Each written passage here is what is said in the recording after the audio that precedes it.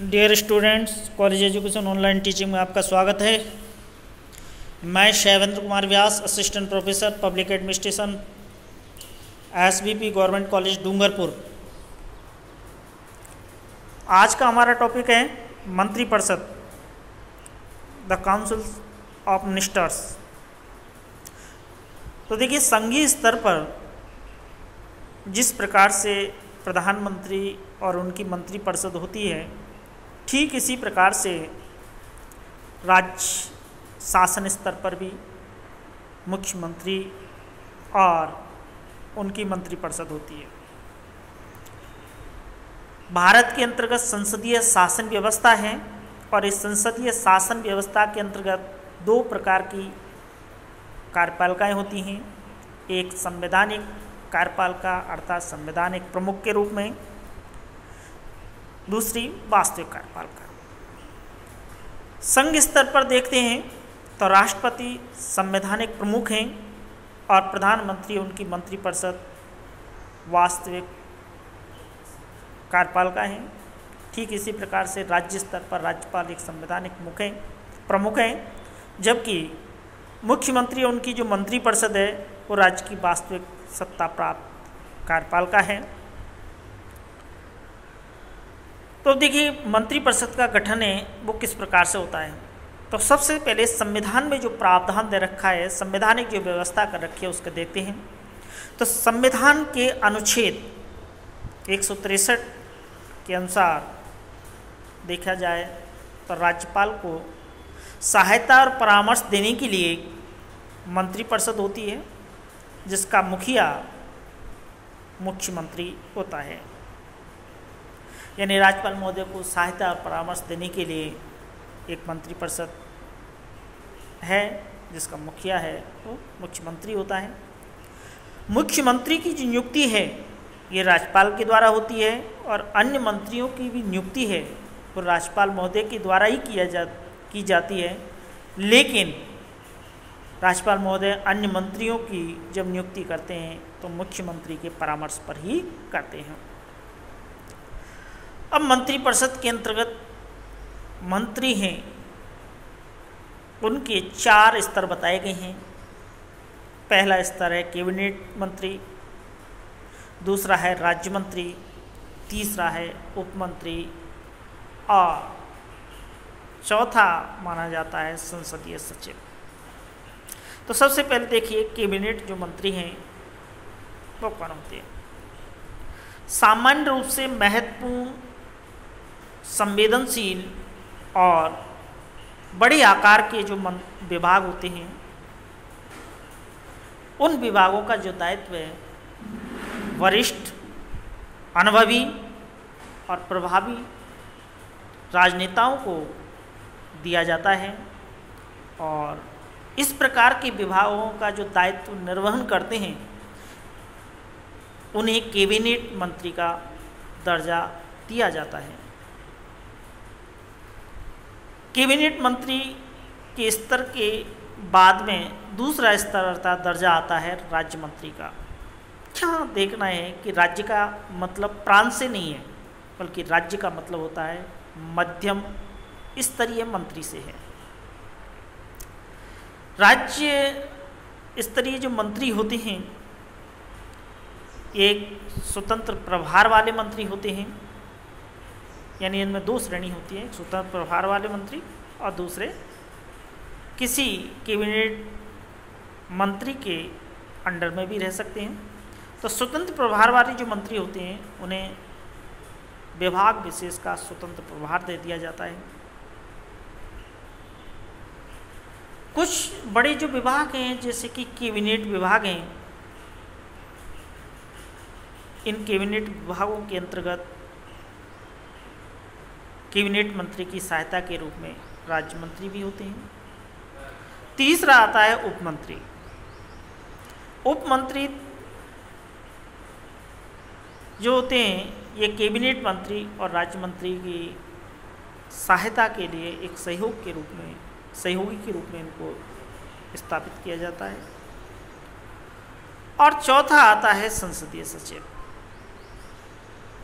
सामान्यतः संसदीय सचिव का जो पद है ये राजनीतिक व्यवस्थाओं के कारण सृजित हुआ है। संसदीय सचिव का जो पद है भारतीय संसदीय प्रणाली में उन लोगों के लिए सृजित किया गया है जिन्हें मंत्री पद के लिए प्रशिक्षण दिया जाना है। सामान्यतः संसदीय सचिव के रूप में नियुक्तियां बहुत कम होती हैं। इनको मंत्रियों के समान दर्जा, दायित्व, शक्तियां, सुविधाएं उपलब्ध कराई जाती हैं। केंद्रीय स्तर पर अगर देखा जाए तो 1967 के बाद में किसी भी संसदीय सचिव की नियुक्ति नहीं हुई है। तो इस प्रकार से हम देखते हैं कि मंत्रिपरिषद के अंतर्गत 4 प्रकार के मंत्री होते हैं जो कि मंत्रिपरिषद का निर्माण करते हैं। आप देखिएगा मंत्रिमंडल क्या है। संवैधानिक व्यवस्था देखते हैं तो संविधान में मंत्रिपरिषद शब्द का उल्लेख है, मंत्रिमंडल शब्द का कहीं भी उल्लेख नहीं है। जबकि वास्तविकता यह है कि संघीय और प्रांतीय दोनों स्तरों पर मंत्रिमंडल व्यवस्था पाई जाती है। मंत्रिपरिषद के ऐसे मंत्री जो कैबिनेट स्तर के मंत्री होते हैं, जिनके पास महत्वपूर्ण प्रकृति के जो विभाग होते हैं, जिनमें मुख्यमंत्री भी एक शामिल है, क्योंकि ये जो मंत्री होते हैं वो मुख्यमंत्री की अध्यक्षता में एक समूह बनाते हैं और ये समूह ही मंत्रिमंडल का कार्य कहलाता है। तो कहने का तात्पर्य है कि मंत्रिमंडल है वो मंत्रिपरिषद की तुलना में बहुत ही छोटा होता है लेकिन महत्वपूर्ण होता है। अब देखिए इसके बाद में कि मंत्रिपरिषद सदस्य के लिए कौन कौन सी योग्यताएं होना आवश्यक है। तो पहली योग्यता है कि वो भारत का नागरिक होना चाहिए। दूसरी योग्यता आती है आयु। तो आयु में 2 बातें हैं, या तो 25 वर्ष की आयु होगी या 30 वर्ष की आयु प्राप्त कर चुका होगा। यानी कहने का तात्पर्य है कि मंत्री अगर विधानसभा से है तो उसके लिए विधानसभा की सदस्यता के लिए कम से कम 25 वर्ष आयु हो, और यदि विधान परिषद से है तो उसकी आयु कम से कम 30 वर्ष हो। अन्य योग्यताओं में संसद को ये शक्ति दी गई है कि वह अन्य योग्यताओं का निर्धारण कर सकती है। इसी प्रकार से जिस व्यक्ति को मंत्री पद दिया जा रहा है वो विकृत चित्त का नहीं होना चाहिए, दिवालिया नहीं होना चाहिए, किसी अन्य सरकारी लाभ के पद पर कार्यरत नहीं होना चाहिए, और साथ ही कानून के द्वारा उसे विधायक हेतु अपात्र घोषित नहीं किया गया हो। इसके बाद में देखिएगा शपथ, यानी प्रत्येक मंत्री पद ग्रहण करने से पहले शपथ लेता है, और शपथ 2 बातों की लेगा, एक पद की और दूसरी गोपनीयता की। और ये जो शपथ है राज्यपाल महोदय के द्वारा दिलाई जाती है, और इस शपथ का जो प्रारूप है संविधान की 3री अनुसूची में उल्लिखित है।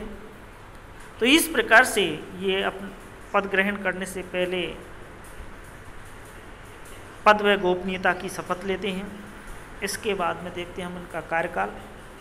तो मंत्री परिषद के जो मंत्री होते हैं, सदस्य होते हैं, इनका कार्यकाल अनिश्चित होता है। ध्यान रखें, इनका कार्यकाल अनिश्चित होता है। सामान्य स्थितियों में मंत्रिपरिषद का कार्यकाल है वो 5 वर्ष माना जाता है, लेकिन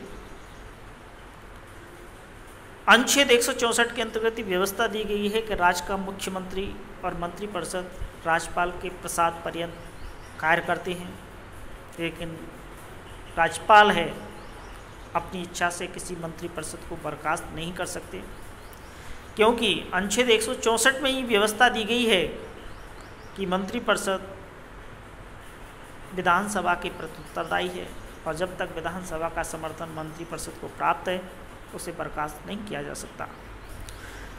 मुख्यमंत्री चाहे तो किसी मंत्री से कोई भी कभी भी त्याग पत्र मांग सकते हैं, या राज्यपाल से कहकर के उसे बर्खास्त करवा सकते हैं, या संपूर्ण मंत्रिपरिषद को भंग करके और नई मंत्रिपरिषद गठित कर सकते हैं। तो इस प्रकार से ये मंत्रिपरिषद के कार्यकाल के संदर्भ में व्यवस्था दी गई है। तो इस प्रकार से हमने देखा कि मंत्रिपरिषद है वो क्या है, फिर मंत्रिमंडल क्या है, फिर मंत्रिपरिषद के जो सदस्य हैं उनकी शपथ कौन किस प्रकार से दिलाता है और इनका कार्यकाल क्या है। Thank you.